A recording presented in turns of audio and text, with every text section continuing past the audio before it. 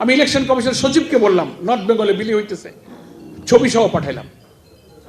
পরিষ্কার আচরণবিধিতে বলা আছে, নির্বাচনের আগে কোনো দল, কোনো প্রার্থী, কোনো অনুদান, কোনো প্রতিশ্রুতি মানুষের কাছে দিতে পারবে না। অর্থাৎ দিতে গেলেও তো মিথ্যা গুজবের তো একটা ধরন থাকে। মানুষ হলো 18 কোটি, বলে যে কার্ড দেবো 50 কোটি। কেউ বলে 21,000 টাকা পাবা, 7,000 পাবা, কেউ বলে চাল ডাল তেল চিনি রেশন পাবা। 50,000 কোটি গাছ লাগাবে, 20,000 কোথায় যে কি আছে। তো এগুলো আচরণবিধি লঙ্ঘন হচ্ছে। এগুলো আমি আজকের এই সাংবাদিক সম্মেলনে, নির্বাচন সামনে রেখে, যেহেতু আমরাও নির্বাচন করব, আমরাও প্রার্থী, আমার কালো টাকা নেই, সারা জীবনে একটা টাকা হারাম আমি উপার্জন করিনি। আমি তো আমার কর্মীদেরকে মুড়ি চানাচুর খাওয়ার পয়সা দিতে পারছি না। আজকেও আমার একজন কর্মী ফোন করে বলেছে, হিন্দু, বলে কাকা পকেট তো খালি, কি দিয়ে চলবো?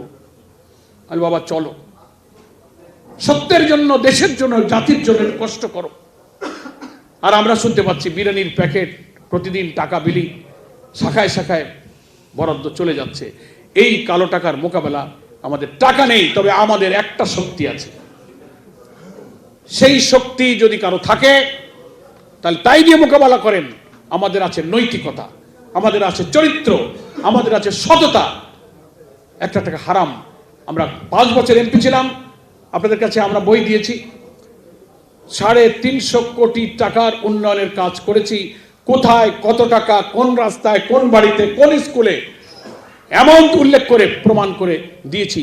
কেউ কোনোদিন বলতে পারেনি যে একটা কাজ এত টাকা আপনি করলেন, কোনো কিছুর বিনিময়ে একটা টাকা, এক কাপ চাও আমি কারো কাছ থেকে খাইনি। আমার যখন এমপির মেয়াদ শেষ হয়ে গেল, আমি ঋণগ্রস্ত হয়ে আমার সংসদ সদস্যের মেয়াদ শেষ করেছিলাম। সেই ঋণ শোধ করতে না পারে পরবর্তী নির্বাচনে আমার নমিনেশন বাতিল হওয়ার উপক্রম হলো। আমি আবার লোকদের কাছ থেকে চেয়ে চিনতে আমি আমার সেই টাকা শোধ করে আমি 8 সালের নির্বাচনে আমি মনোনীত হয়েছিলাম। আমি দুঃখের সাথে কথাগুলো বলছি যে এই কালো টাকা, মিথ্যা প্রতিশ্রুতি দিয়ে ভোটারদেরকে বিভ্রান্ত করার চেষ্টা করা হচ্ছে। আমি আহ্বান জানাবো, ভোট কাটার ষড়যন্ত্র হচ্ছে। আমাদের নির্বাচনে এখানে 4 জন প্রার্থী আছেন, আমি সহ, সবাই যেন আমরা নির্বাচনে আচরণবিধির প্রতি সংযত থাকি।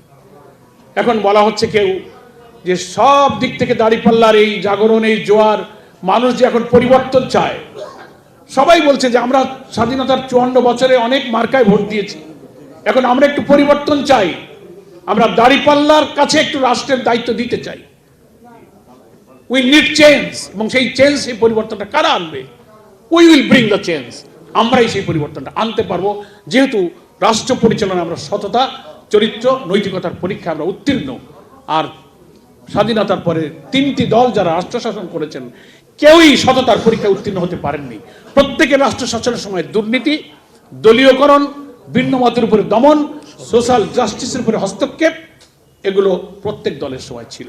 সেজন্য আমরা আহ্বান জানাবো আজকের এই সাংবাদিক সম্মেলনে যে আমার খুলনা 5 নির্বাচনী এলাকার ভোটারদেরকে আপনারা কোনো ভীত সন্ত্রস্ত না হয়ে, কালো টাকায় দুর্বল না হয়ে, সততার উপরে, দেশ ও জাতির স্বার্থে আপনারা শক্ত থাকুন। ইনশাল্লাহ জনগণের নির্বাচিত সরকার প্রতিষ্ঠিত হলে, মানবিক, নিরাপদ একটি নতুন বাংলাদেশ গঠিত হলে আপনাদের জীবন জীবিকার ঠিকানা হয়ে যাবে। এই সারা বছর যারা খোঁজ নেয়নি, ভোটের আগে 200-500 টাকার সামনে আপনার বিবেকটাকে আপনারা বিক্রি করে দেবেন না। সম্মানিত সাংবাদিক বন্ধুগণ, আপনাদের অনেক সময় আমি নিয়েছি। এখন আমি শুধু আমার নির্বাচনী এলাকার 150টা ভোট কেন্দ্র আছে, তার মধ্যে অনেক ভোট কেন্দ্রকে আমি ঝুঁকিপূর্ণ মনে করছি, যেখানে রিগিং হতে পারে। অনেকে বলছে আমরা ভোট কাটবো, এটা দিয়ে তো পারা যাবে না। অনেকে বলছে ভোট কিনবো, না পারি আমরা আবার ভোট কেন্দ্র দখল করব। ভোটারদের সেই আগের কালো ইতিহাসটা ফিরিয়ে আনতে চায়। এগুলো শুনে অনেক সময় হতাশ হয়ে যাচ্ছে। আমরা সাহস দিচ্ছি যে না, সরকার যে ব্যবস্থাগুলো নিয়েছে, তারা ভোট কেন্দ্রগুলোতে সিসি ক্যামেরা, দায়িত্বপ্রাপ্ত পুলিশ অফিসারের কাছে বডি ক্যামেরা, এরপরে আর্মি ডিপ্লয় করতে বলা হয়েছিল, তাও তারা করবেন। প্রিজাইডিং অফিসাররা যদি সৎ থাকেন, তো কখনোই ভোটের রিগিং হওয়ার কোনো সম্ভাবনা আমরা দেখি না।